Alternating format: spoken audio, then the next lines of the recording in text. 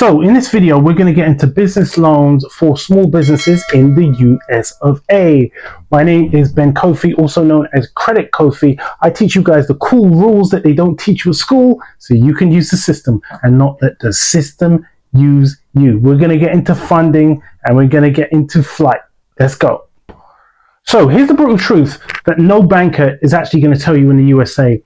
The reason why business loans get denied is not simply because of the person or the individual's credit score, but it's moreover the credit profile. So the credit profile actually outweighs the credit score. Okay. Now here are not three, but here are four reasons why. Now most business owners think to themselves, if I've got a 700 plus credit score, okay, it's all set. No, absolutely wrong. Lenders don't just look at that number, okay? They're taking a deeper dive into the structure or the holistic structure of your credit overall.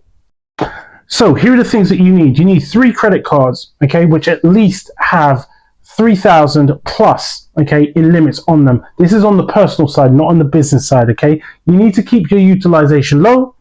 10% is absolutely great, but very unrealistic for most people. So we're looking at anything from 10 to 40%. 30% is where you really want to be, okay? 30% or lower. You want no late payments in the last 24 months. You want a credit score preferred at 700 plus, okay? Again, it does what I know I spoke about the 700 plus before, but they're looking holistically at all of these performance metrics. So why 700 credit scores still get denied? Okay. So have you ever heard of people with 720 plus credit scores getting denied for loans or not getting the approvals that they need for funding? It happens every single day. So you imagine they've got that 700 credit score, but let's say they've only got one credit card with a limit of $500. So it sounds like an unrealistic scenario, but these scenarios happen all the time.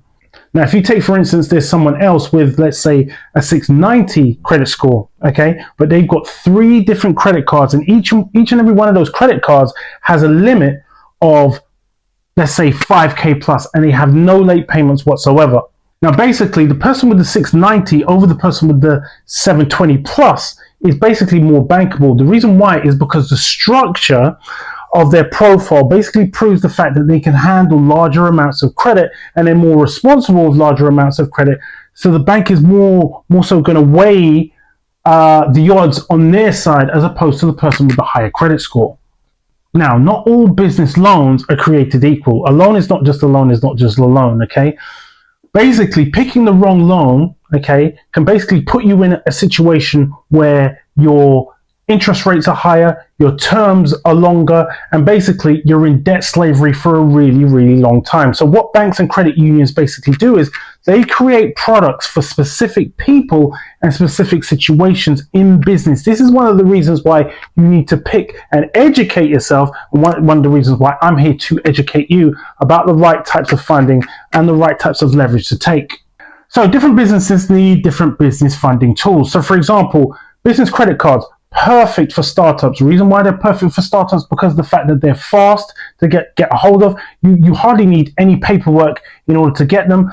If you know how, you can liquidate the cash. So let's say those guys who are into property flips, okay, or residential flips, they need fast cash rapidly. Let's say for a flip, you need 70 grand for a renovation, okay? You can actually take a credit card and instead of taking a cash advance where you're going to get really, really high interest rates on that, you can liquidate the card. Now, there are term loans. Term loans are really good for more established businesses that have cash flow, okay? And basically, they need really, really fast or faster capital growth. So lines of credit, which is one of my favorites. Now, you can basically take a lump sum of money. Let's say you get a line of credit of 50 grand, but yet you only want to use 10 grand of the 50 grand. You're only going to get charged interest on that 10 grand. Right, it's almost similar to a credit card. It's revolving credit in a sense, but you've got the actual cash sitting in or transferred over to your bank account. Then you've got equipment financing. Now, equipment financing is specifically for machinery, vehicles, for a specific business. Let's say you've got a restaurant and you need a really, really sophisticated fryer or cooker. This is what you would use equipment financing for. Now, let's get into the startup shortcuts that banks do not advertise. Now, what if I told you that there's a way that you can grab a hold of business funding without showing any tax returns, without showing any bank statements, or even without showing any proof of revenue.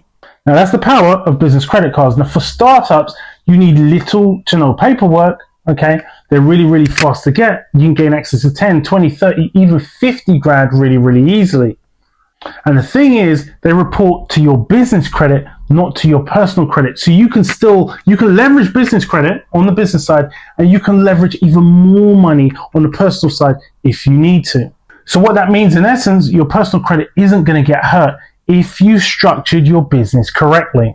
Now, another advantage to having business credit cards, the utilization doesn't report, okay? It doesn't report whatsoever.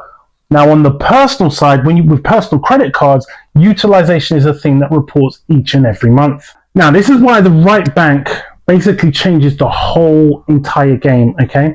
Now, let's say two entrepreneurs walk into a bank, okay? One walks in with, let's say, a 50 grand approval, or moreover, walks out with a 50 grand approval, okay? The other gets denied, okay? Now, here's the crazy part. They both had the same credit score, but here's what happened. Now, what you got to realize from the scenario in which I gave to you, there are banks that specialize in mortgages. There are banks that specialize in auto loans. There are banks that specialize in business funding. Now, if you walk into the wrong bank, you can basically be dead on arrival. Reason being is because the right bank basically understands how to approve you. The dealing with the right bank basically understands how to approve your business loan, okay? Walking into the right bank knows how to give you the right type of credit line. So here's an example. I always love examples just to make things more simplistic, basically. Chase and Amex, okay? They're great for business credit cards. Bank of America, now they're really, really solid when it comes to lines of credit. Now, regional banks and credit unions, they're basically better and they're more flexible when it comes to approving higher amounts. The untapped power of credit unions. Now, you want to know one of the biggest hacks in order to gain access to funding in the United States of America? It's not going to the big banks. It's not even going to the regional banks. It's using credit unions. And the thing is, most entrepreneurs out there don't even look in that direction. Now, here's the reason why. Credit unions, they basically offer better rates. It's easier to get approvals. It's easier to get higher amounts. Now, the reason why that is because they're member owned, okay? They're not profit hungry like the major banks, Citibank, Wells Fargo, etc., etc. You know the ones I'm talking about. This is the thing that a lot of business owners don't necessarily realize. If there's a small blemish on your credit, like one late payment or even two late payments, credit unions can overlook these things. Now, if you want to search for credit unions in your area or in your state or in your city, simply go to ibank.net. Now, here's the thing. If you want to crack the code in order to get business loans, okay, here's the extreme truth. You need to stop thinking like a borrower and you need to start thinking like a bank.